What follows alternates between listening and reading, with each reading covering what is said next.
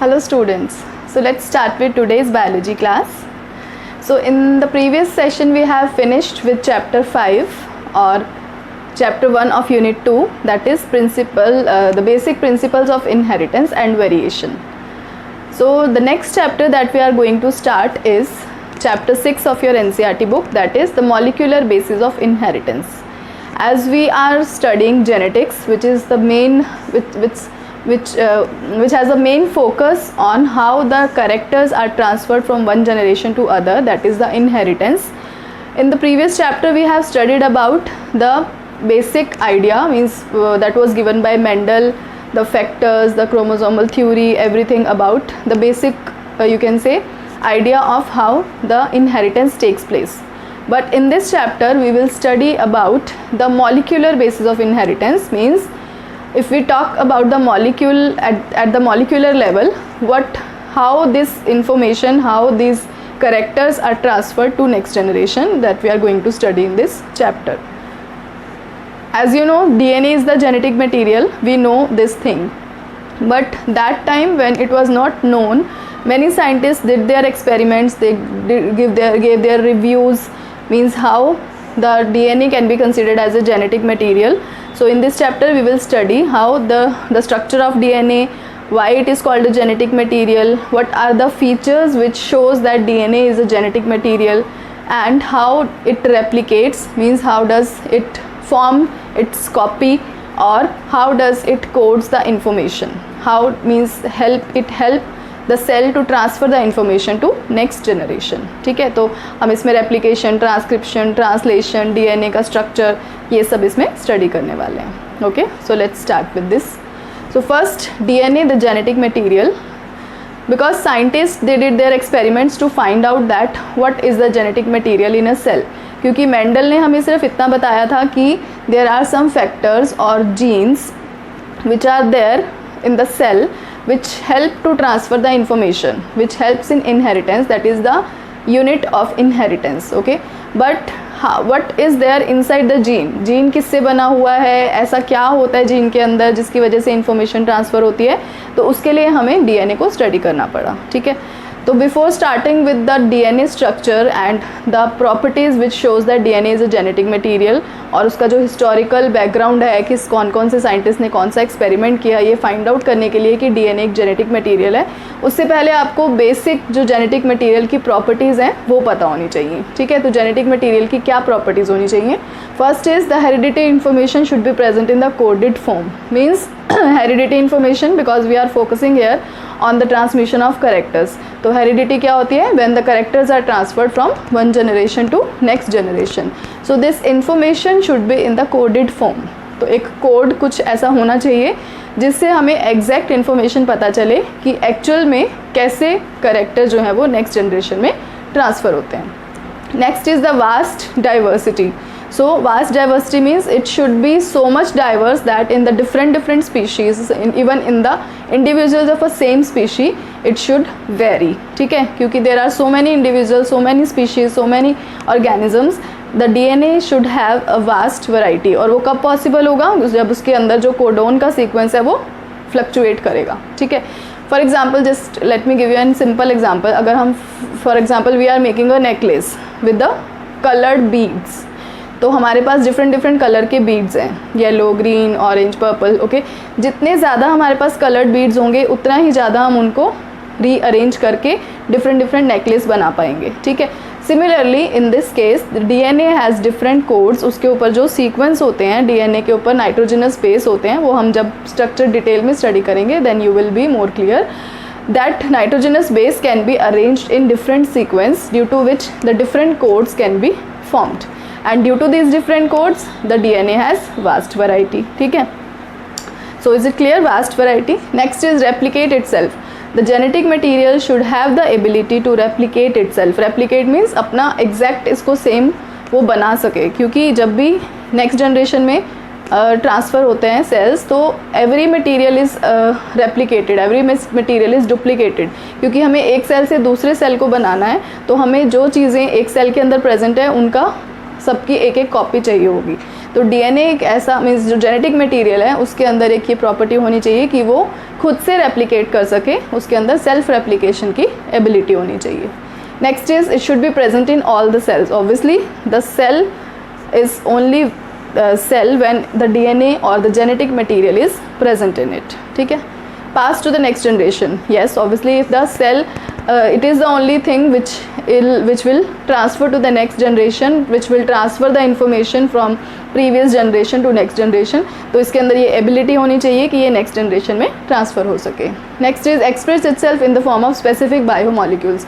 Means अगर हम यहाँ पे characters की बात कर रहे हैं, कोई भी trait की बात कर रहे हैं, तो हमें जब हम हेरिडिटी को स्टडी करते हैं हम बेसिकली कोई स्पेसिफिक ट्रेट या करेक्टर को स्टडी करते हैं कि वो किस तरह से नेक्स्ट जनरेशन में ट्रांसफ़र हो रहा है. और वो कब पॉसिबल होगा? वो तभी पॉसिबल होगा जब वो एक स्पेसिफिक बायोमॉलिक्यूल को फॉर्म करेगा. जैसे यहाँ पे हम किसकी बात कर रहे हैं? प्रोटीन की. किसी भी करेक्टर को एक्सप्रेस करने के लिए डीएनए को क्या करना पड़ता है? प्रोटीन को सिंथेसाइज करना पड़ता है. Then only it will be able to express itself and will show us the phenotype. So these are the basic features which should be there in a genetic material. But how we found that the scientists found that the DNA is a genetic material. जब उनको ये सब properties DNA में दिखाई दी तब उनको पता चला कि DNA is actually the genetic material. और उसके लिए उन्होंने कुछ experiment किए कुछ scientists ने, that we will discuss now.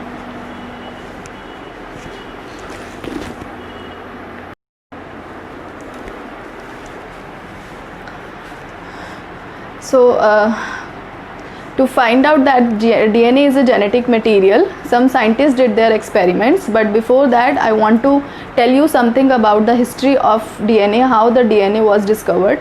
Actually there was a scientist, that Friedrich Miescher. He was the first scientist who discovered the nucleic acid from the cell.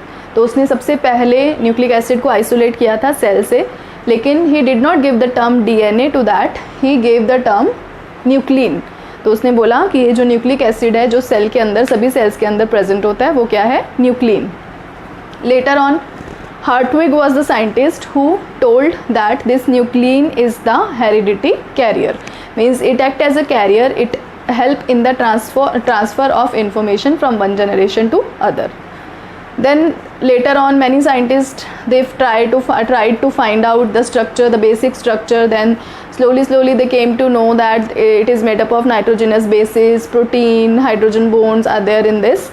But later on Franklin was a scientist who got the clear X-ray photograph of the DNA. उससे और ज़्यादा उनको structure के बारे में थोड़ा clear हुआ. ठीक है. But the scientist Watson and Crick, Watson और क्रिक जो थे उन्होंने एक्चुअली जो डीएनए का 3D मॉडल था वो दिया, जिससे हमें डीएनए का एक्चुअल स्ट्रक्चर पता चला कि डीएनए किस चीज़ से बना हुआ है, कौन कौन से कंपोनेंट्स उसके अंदर प्रेजेंट है, what is the composition, what is the structure, actual structure, the arrangement of these components in the DNA. ठीक है. So this was just a little bit about the history of the DNA. After knowing the structure of DNA, जब उन्होंने structure पता कर लिया उसके बाद फिर कुछ साइंटिस्ट ने, जैसे कि फ्रेडरिक मिशर जो था उसकी वजह से हमें डीएनए के बारे में पता चला, और जो मेंडल था उसने हमें इनहेरिटेंस के जीन और फैक्टर्स के बारे में बताया. उन सब से आइडिया लेके फिर उन्होंने स्टडी किया. The search of DNA as a genetic material was finished by after doing some experiments. ठीक है. तो 2 experiments are there in this to find out that the DNA is a genetic material, that is Griffith experiment and bacteriophage experiment. So let's see the experiment to find out that DNA is the genetic material.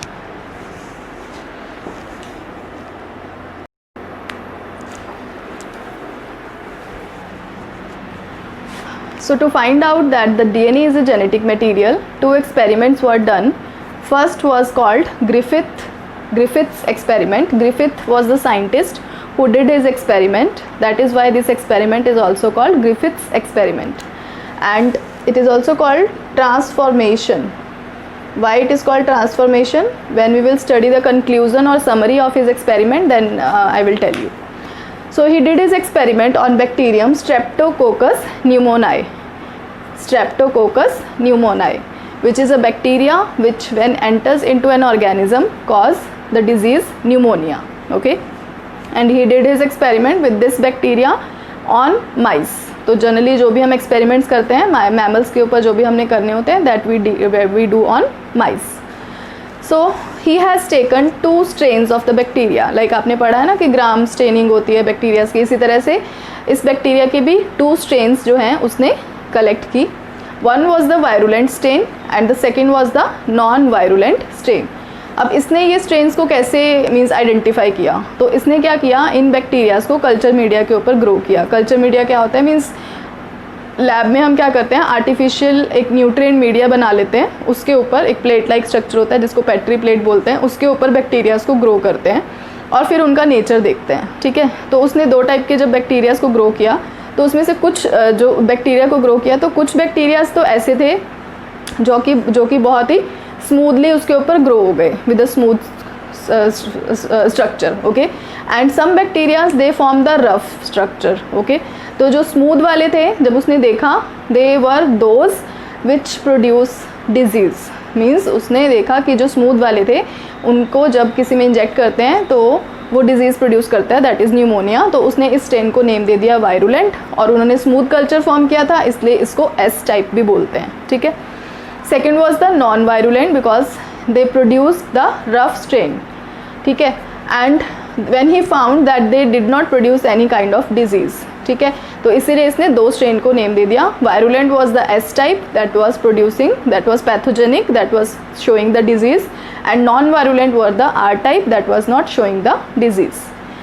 Then he did some a very little experiment. What he did, he just heated the bacteria at a high temperature of around 80 to 90 degree Celsius.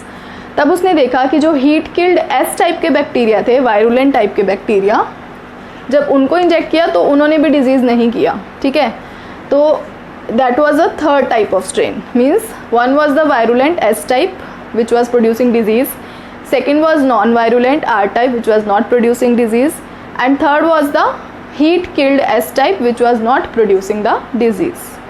So these were the 3 strains he used for his experiment. Now let's see the experiment he did on mice. So first he took the virulent strain or S type of bacteria and injected it into the mice. Means उसने काफ़ी सारे माइस के अंदर उसको inject किया और फिर result देखा. After some time he found that all mice were dead. Okay, तो उसने देखा कि जिनके अंदर भी उसने एस टाइप के बैक्टीरिया को स्ट्रेन को इंजेक्ट किया था वो सभी माइस डेड हो गए. Second time he inject R type non virulent strain को उसने माइस के अंदर इंजेक्ट किया तो सभी के सभी माइस सर्वाइव हो गए, कोई भी डेड नहीं हुआ. थर्ड केस में उसने क्या किया, हीट किल्ड एस टाइप का स्ट्रेन लिया और उसको इंजेक्ट किया और थोड़ी देर बाद देखा तो सभी के सभी माइस सर्वाइव कर रहे थे, कोई भी डेड नहीं हुआ. और फोर्थ केस में उसने क्या किया, हीट किल्ड वायरुलेंट को और नॉन वायरुलेंट के मिक्सचर को प्रिपेयर किया और उसको इंजेक्ट किया तो उसने देखा कि some mice were survived and some were died. How it happened, ये तो चलो तीनों हमें पता है कि डायरेक्ट हमारे पास सोल्यूशन था कि एस टाइप जो था वो वायरुलेंट था, आर टाइप जो था वो नॉन वायरुलेंट था और हीट किल्ड एस टाइप जो था वो भी नॉन वायरुलेंट था, तो उसने तीनों में सर्वाइव हो गया. लेकिन थर्ड केस में ऐसा क्या हुआ, heat killed was non virulent and he has directly taken the non virulent. Then why it happened कि some of the mice survived but some did not. So let's see the conclusion of the experiment.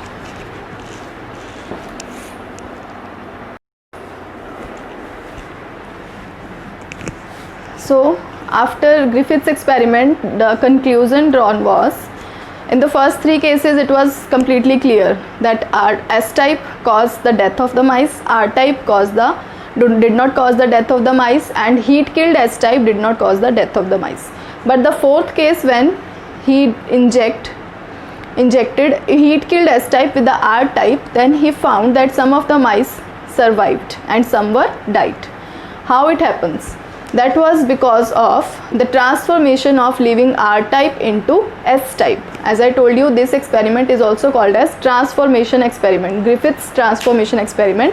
क्योंकि यहाँ पे क्या हुआ, जब उसने S type heat killed plus living R type को, heat killed means किल हो गया S टाइप वाला स्ट्रेन, और लिविंग R टाइप को मिक्स करके जब उसने इंजेक्ट किया तो क्या हुआ कि S टाइप में से कुछ मटेरियल ऐसा था जो कि R टाइप में ट्रांसफ़र हुआ और उसने R टाइप को S टाइप में कन्वर्ट कर दिया, जिसकी वजह से मीन्स अगर मान लो यहाँ पे इसके पास 10 R टाइप थे और 5 S टाइप थे, ठीक है, तो उसमें से क्या हुआ कि इसने क्या किया, 5 R टाइप को S टाइप में कन्वर्ट कर दिया, 5 S type. Now this mixture was having half of the R type and half of the S type. That is why some of the mice died and some of the mice survived. Okay. So this is called transformation. तो इससे मतलब इससे ये तो clear नहीं हुआ ना कि वो DNA ही था जिसकी वजह से ये ट्रांसफॉर्मेशन हुआ. DNA was transferred to next generation. To make it more clear, there was one more scientist called McCarthy. तो उसने इसको प्रूव करने के लिए, ग्रिफिथ ने आइडिया दे दिया कि ये सब हुआ, ट्रांसफॉर्मेशन हुआ, कुछ मटेरियल ऐसा था जो एस से, डेड वाले एस से लिविंग आर में गया और उसको उसने एस में कन्वर्ट कर दिया. But what was that? That was actually given by McCarty, a scientist. So this is very important point. So you have to be means listen it carefully, that what he did, he took R type plus protein of S type. उसने क्या किया कि are type mixture बनाया, जो उसमें उसने are type लिया plus S type का सिर्फ प्रोटीन लिया, ठीक है, बाकी सारी चीज़ों को डेड कर दिया. बिकॉज यहाँ पे उसने हीट किल तो किया, लेकिन he was not aware that what material was killed in the S type. So he specifically did his experiment, that was McCarty. He took R type and he took the S type, only the protein portion of the S type strain. Then he found overall he got R type. In the next step he took R type and carbohydrates of S type, क्योंकि यहाँ पे हम molecules की study कर रहे हैं, molecular basis, molecular level पे study कर रहे हैं, तो उसने मॉलिक्यूल्स लिए डिफरेंट देखने के लिए कि एक्चुअल में ऐसे कौन सा केमिकल है, कौन सा मॉलिक्यूल है जिसकी वजह से R टाइप S टाइप में कन्वर्ट हो गया. सेकेंड केस में उसने क्या किया, आर टाइप लिया plus carbohydrate of S type, protein और डीएनए को किल कर दिया, सिर्फ कार्बोहाइड्रेट ले लिया, उसको ओवरऑल क्या मिला, only R type. Third case when he took R type with the DNA of S type, then he found both the strains, R type as well as S type. From here he got the idea, he was clear that जो S type का DNA था, जब हमने उसको heat kill किया तो उसके अंदर बाकी सारी चीज़ें डेड हो गई. जो डीएनए था एस टाइप का, that was there, which was transferred into the R type DNA and converted it into S type. It means that DNA के ऊपर ही कोई ऐसी चीज़ थी, कोई ऐसी, actually it was gene, तो that was responsible for causing the death or causing that disease to the individual, to the mice. ठीक है, तो from there it was clear that DNA was actually the chemical or molecular basis of inheritance. क्योंकि हमने last chapter में पढ़ा था कि gene was the basic unit of heredity, but the chemical और मॉलिक्यूलर बेसिस ऑफ हेरिडिटी और inheritance is DNA. It is very important question. ये आपका 10th में भी आता है, 11th में भी, 12th कॉम्पिटिटिव एग्जाम्स में भी आता है, ठीक है. सो chemical or molecular basis of DNA of heredity or inheritance was DNA. That was proved by Griffith and later on by McCarthy. ठीक है. So with this it was proved that DNA is the genetic material. So this was the Griffith's experiment. Let's see the second one, bacteriophage experiment done by Hershey and Chase. Of the history of genetics. So far we've covered the important milestones up to this point. Yes, we've taken a look at the work of Gregor Mendel, followed by the work of Sutton and Boveri. This was the chromosomal theory of inheritance. Later, it was Thomas Hunt Morgan who put forth his work on the common fruit fly and achieved another milestone. Now comes the next one. After Morgan gave an experimental evidence of the fact that genes for the traits are present on the chromosomes, the scientific world then got together to find out what exactly makes up these genes and chromosomes. In other words, the chemical nature of this genetic material is what everyone was curious to know about. In the same era, a British bacteriologist was busy handling his pneumococcal strains. They are nothing but the bacteria named Streptococcus pneumoniae, which are the causative agents of pneumococcal infections. Frederick Griffith found out that there is some factor that helps transform one bacterial type into the other. Let's have a look at this remarkable experiment. To begin with, we need to get introduced to the two types of pneumococcal strains. This one is a smooth strain denoted as the S strain, and this one is a rough strain denoted as the R strain. Why are they named so? This smooth strain, as we can see, has a smooth outer surface. It's the capsule around the cell wall which protects it from various threats. The presence of this capsule makes the strain virulent or strongly infectious, to be precise. The absence of such a smooth coat makes the strain avirulent or non-infectious, to be precise. Now you may ask, why is the R strain avirulent? It's the absence of the capsule which makes it susceptible to the immune cells of the host's body. Now getting back to Griffith's work, let's see what experiment he exactly performed. He first injected a mouse with the S strain, which is the smooth strain of the pneumococci. As expected, the mouse died. Similarly, on injecting another mouse with a rough strain, the mouse survived. This was pretty much anticipated by him because the rough strain is usually the avirulent one. What was done next?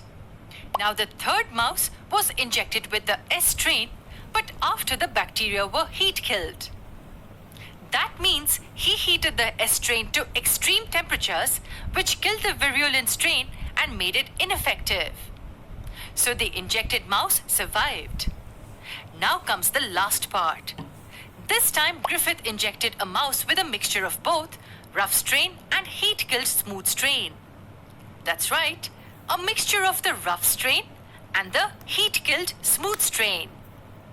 Now what do you think would have happened? Most of us would expect the mouse to survive because both are individually ineffective or avirulent. However, to his astonishment, the mouse did not survive. How did this happen? And what do you think Griffith concluded? With this, he concluded that there is something from the S strain that was passed on to the R strain, resulting it to turn virulent. Also, do you know what he recovered from the body of the mouse? He recovered live S strain. Surprising, isn't it? This further confirmed that the R strain was transformed into the virulent S strain. He named the transforming factor as the transforming principle. He did not really know what exactly this was and hence named it just the transforming principle.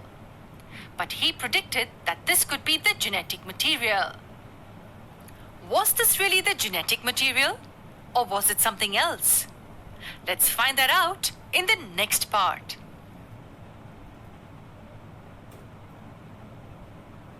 Imagine we're given a bag full of flowers, and we are told that there is one flower which has the Midas effect. Anything that the flower touches gets transformed into gold. But how will we find out which flower is the special one? All the flowers look more or less the same. Well, the only thing we can do is make all the flowers touch some object. Isn't that right? So examining every individual flower is the only option we have. The story was similar in the case of transforming principle. After Griffith concluded his experiment on the bacteria named Streptococcus pneumoniae, the science world was now curious to know more about the transforming principle. Finding the answers was not a piece of cake though. It was almost 2 decades later that 3 scientists figured out what this transforming principle was. They tried finding out its chemical nature by testing every single component of the virulent bacterial strain. Let's move a step ahead in the timeline and understand the interesting experiment performed by Avery, MacLeod, and McCarty around the year 1944. The 3 scientists were quite fascinated with Griffith's work. Just like others, even they were curious to know what the transforming principle was. So they thought of continuing the same experiment with better research. Griffith concluded his experiment by inferring that there is some factor that's passed from heat-killed smooth strain to the rough strain, which is avirulent. This factor transforms the avirulent strain to the virulent strain. So the three scientists thought of planning the experiment by targeting the heat-killed smooth strain. Just like a bag filled with flowers, the smooth strain cells had various chemical components in them. And just like how we had to examine the touch of individual flowers, the scientists mixed every single chemical component individually with the rough strain. So let's say this smooth strain cell had these four components A, B, C and D in it. They mixed the component A with the rough strain and injected it in a live mouse. Similarly, they mixed all the other components individually with the rough strains and injected the mixtures in different mice. What they found at the end was only one of those components among all was effective in transforming the rough strain. It was the case in which the mouse died. The conclusion was that component D transformed the R strain. They isolated this component from the heat-killed strain and tested it further. On chemical analysis, they could figure out that the molecules had a chemical composition similar to that of DNA. Deoxyribonucleic acid, abbreviated as DNA, was known to people by this time, but it was not given much importance. Nobody assumed that it could be such a vital part of the cell. In fact, people thought that proteins made up the cells. And it was also believed that proteins make up the genetic material. So this experiment was a huge breakthrough in genetics. Many tests were carried out to investigate this further, and the chemical composition of this transforming principle was found. It had components in the ratio that were found in the DNA molecules. So to further understand its nature, this component was tested using chemicals that break down the constituents. For example, certain enzymes like protease degrade proteins. Use of such chemicals help us identify the constituents in a given sample, as they will degrade specific molecules only. So in this case, the chemicals used to degrade DNA were used along with others, and it was found that the chemicals successfully broke down the molecules. It implied that the molecules were that of DNA.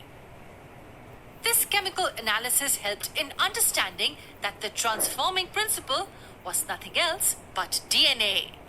And this wasn't easily accepted as a fact.